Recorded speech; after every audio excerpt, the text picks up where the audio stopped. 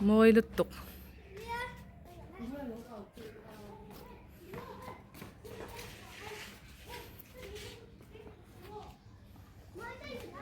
In chu a entrance te hi a mawi vek.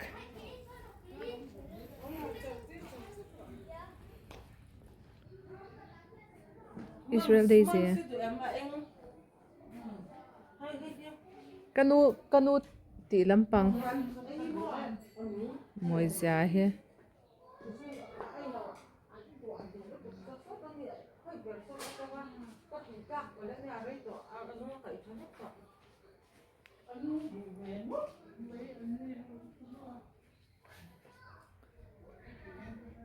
Peng pelepon ron vil leo mi.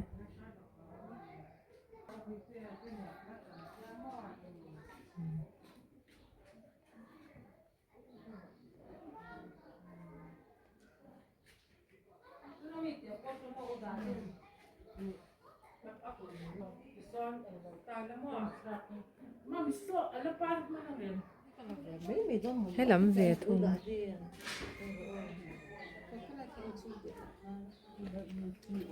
Không phải đủ nữa nha.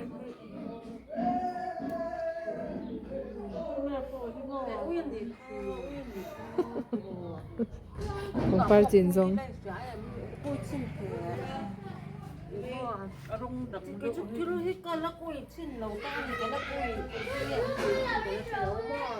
Nè.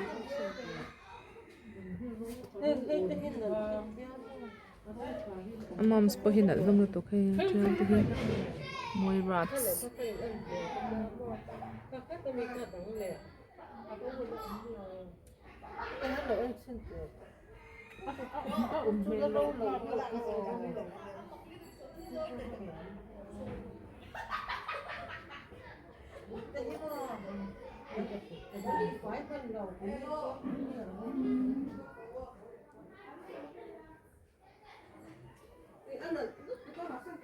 Baby pink to here moi rats.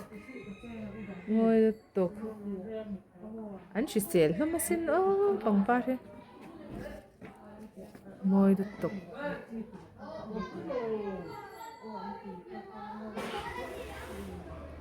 Te hi spotted alo.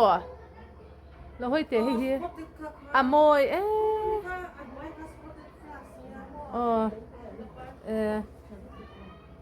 moi tok.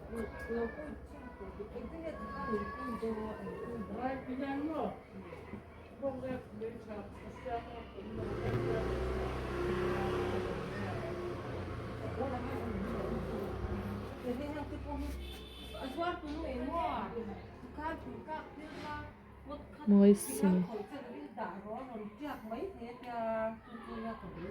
Anh chim chim hi nuôi mà mua.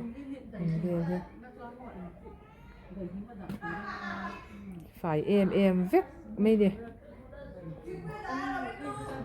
Yes, cắn local don.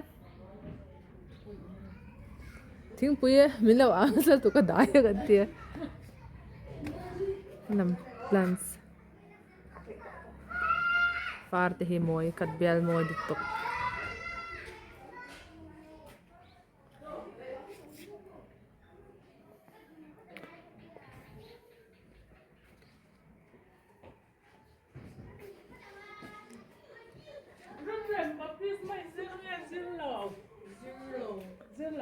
Ai kan vek hin zirtir ma ka ti kha.